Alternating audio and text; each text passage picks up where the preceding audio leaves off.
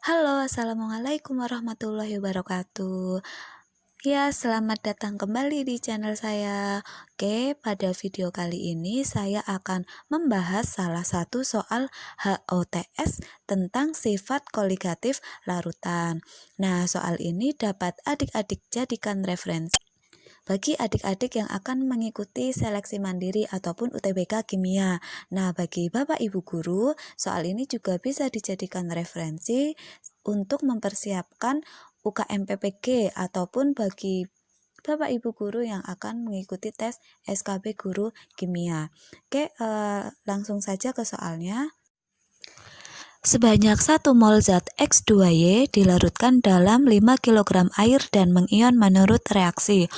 Reaksi ionisasi pertama, ada reaksi ionisasi kedua. Nah, pertanyaannya, tentukan titik beku larutan X2Y jika diketahui KF air 1,86 derajat Celcius per molal. Oke, jadi pertanyaannya, tentukan titik beku larutan X2Y.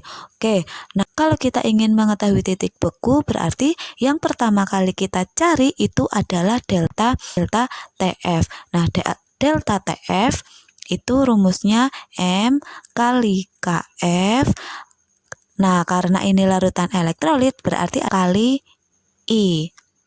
Oke, nah sekarang di soal itu diinformasikan kalau zat tersebut mengionisasi 2 kali. Ada ionisasi yang pertama, ada ionisasi yang kedua. Oke, untuk ionisasi pertama ada 90%, ionisasi kedua ada 20%. Nah, sekarang kalau zat tersebut itu terionisasi 2 kali, apakah rumusnya sama dengan delta TF yang sering kita gunakan? Oke, untuk menjawab pertanyaan tersebut, mari kita bahas satu persatu. Kita bahas dari reaksi ionisasi pertama. Ya, di reaksi ionisasi pertama ada X2Y terionisasi menjadi X-Y- dan X+ dengan derajat ionisasi 90%. Nah, karena ini suatu reaksi, seperti biasa kita tulis ada M, ada R, atau S. Ada mula-mula, ada reaksi, ada setimbang. Oke, di situ di soal mula-mula X2Y ada 1 mol, berarti kita tulis 1 mol. Nah, sekarang R-nya berapa?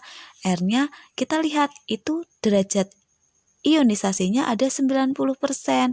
Berarti yang bereaksi itu adalah mula-mula, mol mula-mula dikali dengan derajat ionisasinya. Nah, derajat ionisasi di situ masih dalam bentuk persen. Kita jadikan ke bentuk desimal. 90% menjadi 0,9. Nah, berarti R-nya 1 kali 0,9 sama dengan 0,9. Oke, kita masukkan ke R-nya 0,9. Nah, seperti biasa ya, yang bereaksi itu sebanding dengan koefisiennya. Ini X-Y- koefisiennya 1, X2Y koefisiennya 1, berarti X-Y- yang bereaksi itu ada 0,9.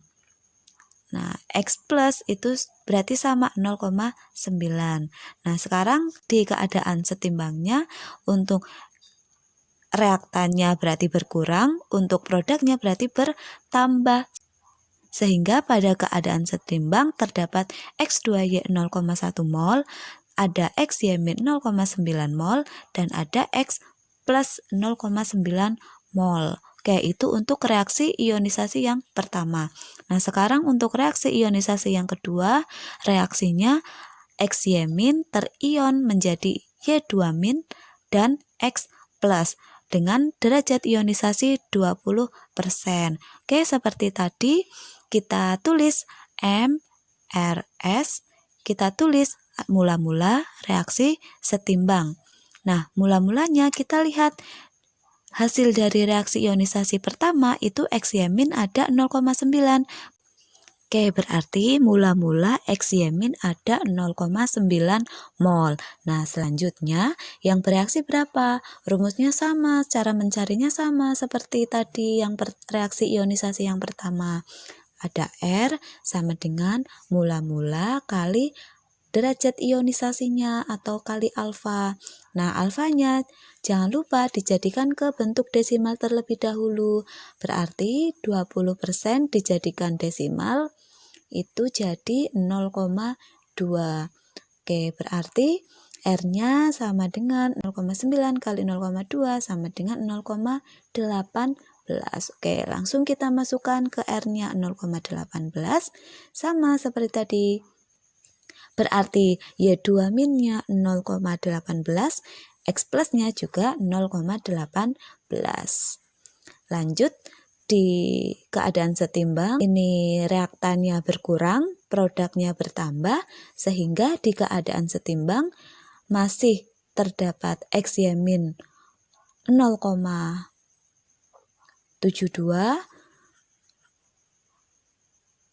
ada Y2 plus 0,18 dan ada X plus 0,18. Oke, itu reaksi ionisasi yang kedua.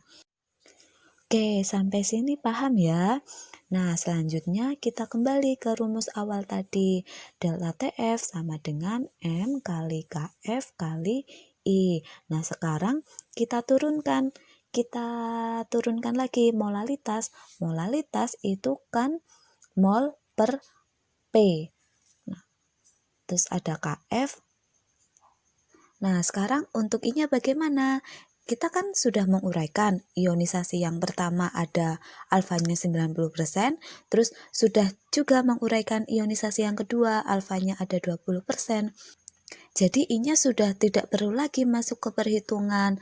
Nah, jadi perhitungannya cukup perhitungan yang delta TF sama dengan N per P kali KF. Bedanya apa? Bedanya N di sini itu kita gunakan, kita pakai N total pada keadaan setimbang.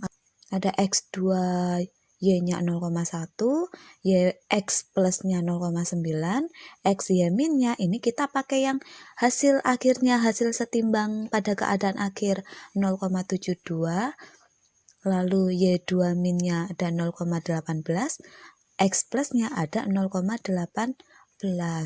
Oke, jadi semua mol yang ada di keadaan setimbang itu kita jumlahkan.